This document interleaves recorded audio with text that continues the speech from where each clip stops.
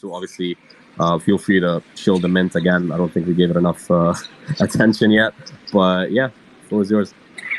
Yeah, so I mean, we have our mint coming up on Fractal. It's a fairly small series, and we have a ton of traits for it, and we have a lot of utility for it.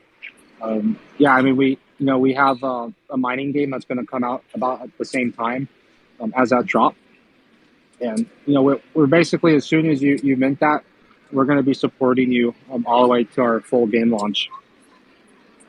Because for us, it just makes sense for us, right? It also makes sense for me as a gamer.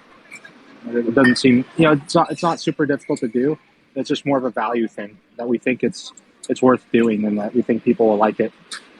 So that's like the first part. We will be releasing like some agents later on, and those agents will be used in the auto battler. We haven't really set the date for that yet, but we're probably thinking maybe late November, early December.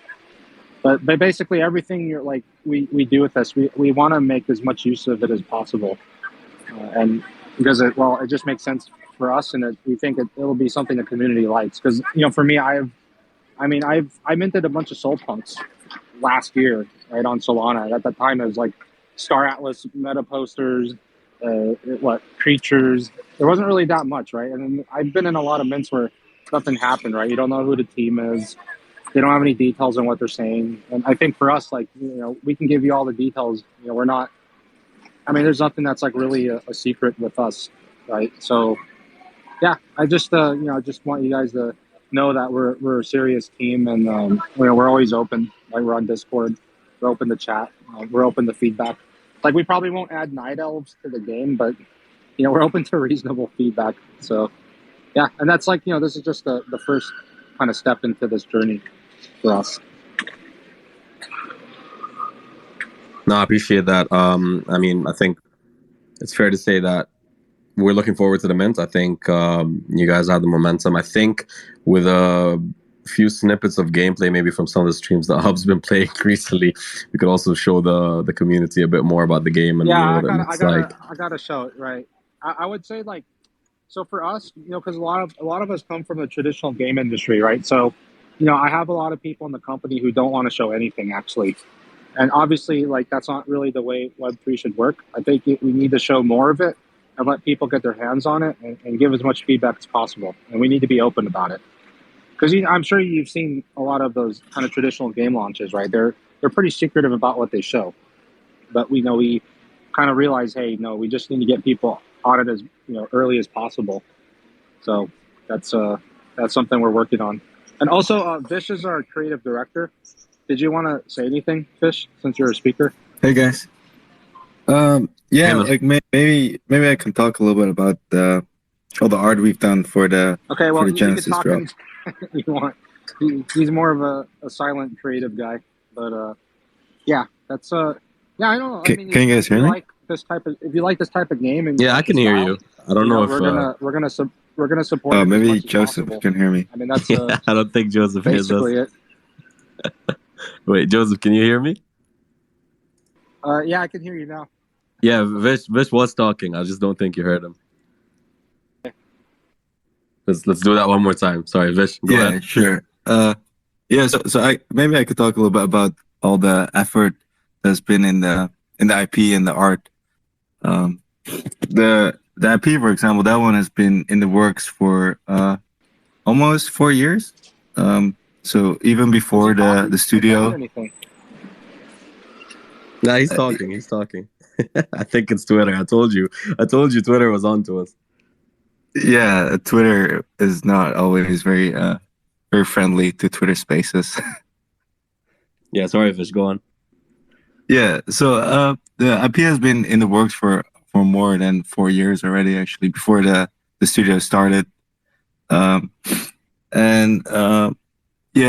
Web3, I think this IP would definitely work very well, because we see that in these play-to-earn games, a lot of the players actually come from Southeast Asia.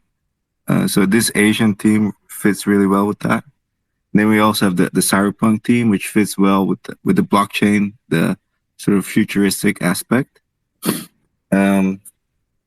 Yeah, and I think that would really work for the space, like especially the things that are doing very well, especially on Solana, all seem to be very cyberpunk-ish. Um, and then for the NFT drop, we actually had a team of 10 artists working on it. We have over 900 trades, all of them unique, and yeah, you guys will be able to see the result very soon. I'm very excited to have it reviewed for all of you guys. Hopefully, I'll see a lot of these people sporting Reign of Terror profile pictures very soon. Thanks, Vish. I mean, yeah, the art looks really sick. We did have a few questions from the community. Maybe I'll bring them up and I'll let you guys decide who answers what. But can you hear me now, Joseph? All good? Yeah, I can hear you. I just can't hear Fish. Yeah, I don't know why. I guess Twitter doesn't like it. You know, they're threatened by us. It's all good. Yeah, maybe. I had a question about. So question number one was essentially, are you guys planning to launch on any of like the Steam equivalent platforms that we've seen in Web3? So Elixir, Flame, Ultra, or even potentially Steam itself or Epic Games itself. Like, what are your plans on distribution? Yeah, so our demo right now is on Elixir. So I did meet the guys at Elixir a few times at some different Solana hacker houses. They're both cool guys. I'm not sure if their name is public or not, but yeah, we do have it on Elixir right now. I mean, we could look into Epic, but what we're going for is we're doing it on our own engine. So we actually have an engine we've been developing for an extremely long time. That came from something different, but we optimize it for gaming. And so the idea with it is you're able to play it and you don't have to go on a launcher to do it. So I think in addition to the game itself, we also have this bit of infrastructure. I know how much everyone loves that word. That we also want to make sure that we can get people to actually try the game on mobile web as well as desktop. I mean, web on desktop. So with that in mind, for any platform that can kind of support that, or if we can work with them, like we're open to that. But we want to make this web, with all the graphics and everything. When you say web, is it going to be like mobile friendly web, or is it just going to be like you need a PC or a laptop web? Both. No, it'd be mobile friendly web. Gotcha. I think it's just good to clarify for anyone that's listening and that doesn't have a PC as well. Yeah, it would be mobile friendly. So yeah, that's what we want. We think it would be very cool that you can actually play a game like this on your mobile device. And I play a lot of mobile games myself, and we're more like a PC game, but we're giving you the ability to play it on mobile. It's cross-platform from the get-go. So eventually, if you're playing on mobile, you're playing on PC, doesn't matter. You guys are gonna be playing together. Yeah, I think that's the way to go. I mean, a lot of the members in the community would love to hear what you just said there, because it seems like all the high quality games tend to be on PC, some even coming to console. But I think it's a breath of fresh air to know that something like this is also going to be mobile friendly. Another question for you was actually about specific items. So will items like grappling ropes and such come into play into your games soon? Very specific question. Grappling ropes? So we actually do have like jetpacks. So if you want to go on a tile that's like 6 meters above, 3 meters above, we have different animations for that. In terms of like adding grappling hooks, we're still designing that part out. Right now, most of the focus is basically on like the weapon ranges, the accuracy, how the different agents interact with each other, and the skills. It is not so much on just the terrain part, because the ideal version is like you'd be able to get in and play and kind of finish the mission pretty quickly. We also want you to spend time like outside of the missions, just kind of looking at your squad, collecting more agents, kind of customizing that part. So grappling hooks are a possibility, but we're more focused on like the agent skills right now and the level design for now. Gotcha. More specific questions for you on the game side. Will elevated positions have a significant boost to certain weapons or characters? Yeah. So right now, as I think Hub mentioned, because Hub loves snipers. So the first feedback we got was to add more elevated areas in the game because snipers get a huge advantage from it. So yeah, we give snipers a good advantage from elevated areas, but we also have certain types of agents that are more like mobile, so they can more agile and fast, so they can catch up to the snipers quickly too. But yeah, that's elevation plays a role in the game, definitely. And since we're still on elevation, I think this is a question that rides off of your last answer. Will all characters be able to reach the elevated positions? So we're deciding if we want to allow that. I think for like certain super heavy tanks, we might not allow that unless we give them like an auxiliary item, like some type of jetpack for them to get up there. But certain agents would be able to by default. Gotcha. Makes sense. I got another one based on your website here. So it says, I saw multi-chain on your website. How many chains are you planning to be on? Is there a limit, or are you going on all chains? As many chains as it takes. No, it's we have our launch on Solana, right? But we do have kind of partnership with Clayton and Oasis.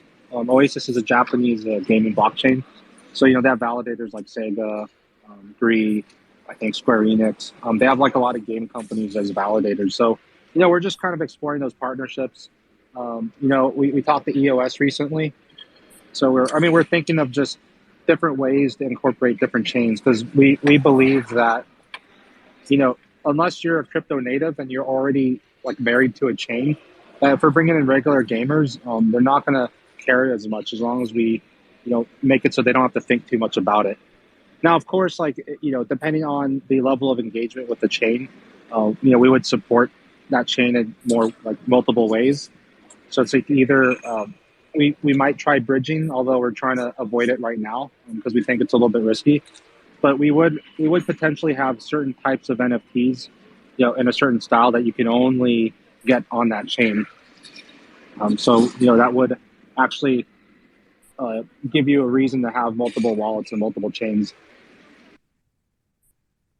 Actually, since we're talking about wallets and chains and stuff, I want to ask, so, for someone that doesn't really know anything about Web3, is there a way for me to still get onboarded without necessarily having to worry about all these different, chains and wallets, and I got to have Phantom and MetaMask and this and that, or is this still currently kind of the infrastructure that you have planned out? No, so what we have planned out is we actually have some partnerships with certain like traditional game publishers in certain regions, and a lot of their players, they want to get on to Web3 games, but they don't really like what they see right now, or they don't know how to do that. So on their side, they would actually onboard the players into our game. On the back end, we would assign wallet addresses, but from their point of view, it'd just be a social login. But we would have a wallet address for them. And like, let's say if they're using their credit card or they're buying a point card at a convenience store, and they're buying certain items, if any of those items can qualify to become an NFT, then we would give them the option later of minting that if they actually wanted to get in the secondary marketplace and trade. If they're not interested in it, then it doesn't matter, right? They're just going to be spending money on it. But if they want to get into it later, they can. So we think in that way also it's pretty healthy, because you might have people who they feel intimidated by trading, they don't really care about it, or they just might want to sell some things like after they stop playing. Whereas you'll have other people that are constantly trading, that are actually trying to play the market, right, as what they're doing in the game. But we don't want to really thrust that kind of stuff on them. So it's more of an opt-in thing. Like, you're not forcing people to get a forum account, right, on web before you can play a mobile game. So we're kind of viewing it like in that level, right, to where you're actually creating like a forum account. You're getting to that in terms of the user journey. Yep, makes sense. Another question for you. The community is really going at you, by the way. Usually I don't have this many questions. Will you guys have your own token, or are you going to use Sol? So Yeah, I mean, so we do have our own token. We in terms of like when we want to release it, we're still deciding as a team when's the best time to do that. Because I don't think we can just wait for the bear market forever. I don't think that's really the proper way to do it. But yeah, I think in the meantime, if we don't release a token soon or anything like that, then we would have a derivative token that you'd be able to exchange for the full token. But yes, each of one of our games would have their own token. Gotcha. I'll give you two more, and then I'll let you go. I feel like we've held you hostage for too long. I know Reign of Terror is an auto battler, or is planned to be an auto battler, but will there be an option to turn it off and play with your own skills? Okay, so no, Reign of Terror. So Reign of Terror, the full game, is not an auto battler, but we have two mini games coming up called Reign of Terror Awakening, Reign of Terror Uprising. Maybe maybe I shouldn't have announced that, but basically because to like create a full game, it takes a lot more time than to create an on-chain thing. So what we're doing is we have these on-chain games that are in the world that give you NFTs, and those NFTs can be used in the full game. So the second on-chain game is the auto battler, but that's not our full game. It's just kind of like a game for more degen-ish people that just want to do that, right? For degen RNG type of players. But that's not the full game. It's just kind of like the in-between game. But we would be supporting those later on because we don't expect everyone to want to have to go through tactical combat all the time. Sometimes people might just want to stake something. We respect that. So we would give those options for people who want to interact with the game but not necessarily play it. So in terms of like if we want to turn off the ability to do auto battle, since it's kind of like an on-chain game, we're still deciding if we want to add that ability to turn off, because we kind of view it as like between now and the full game, but that's still being discussed. Because the thing is, if you allow the ability to turn that off, then it kind of means that the game's not that tactical in the first place. And with the auto battler, it's for me, I played like AFK Arena. I played this light. I played a few auto battlers, and the thing is, there's certain types of battles where they make you want to turn it off because they make it really difficult. But other than that, you're going to try to do 2x, 3x, 5x as soon as possible. So, yeah, we're still discussing that part. Gotcha, makes sense. And then the last question was actually on your mint. So, do you have any information about the mint price, the mint date, and is it only exclusively on Fractal? Yeah, so for this drop, it's on Fractal. Of course, like we've talked to Magic Eden before, they're interested in working with us on maybe a future drop or a different type of drop. So that's always a possibility. But for this specific drop, it's on Fractal. And then we have a lot of whitelists going on. The public price is 1.65 Solana, and we only have 1,500 in total for this. Gotcha. So 1.65, 1,500. There you go. There's your answer. Yeah, I think that's it from the community. I don't know if we missed out on anything, but I don't want to keep you for too long. So if there's anything else you want to share with our community, I know everyone's excited. We're getting a lot of questions. Usually, it's just one or two. I think you got like 6 or 7. So take that as a compliment. Hey, thank you. Yeah, I mean, we have like collabs like going on with like D-Gods, OK Bears, Degen Apes, Neo Tokyo. I mean, we have a lot of like collabs going on. So we want to kind of be a force of good, right, in the ecosystem. I guess that's how I like to view ourselves. It's like we're just trying to kind of bring this in, and since I'm also part Degen, part boring traditional game industry guy, I do want to combine that in a way that I think is fun. And no matter what, games always do well. It doesn't matter how the economy is going. It doesn't matter how Bitcoin's going. People always want to be entertained. People want to have fun, and I mean that's something we're totally with.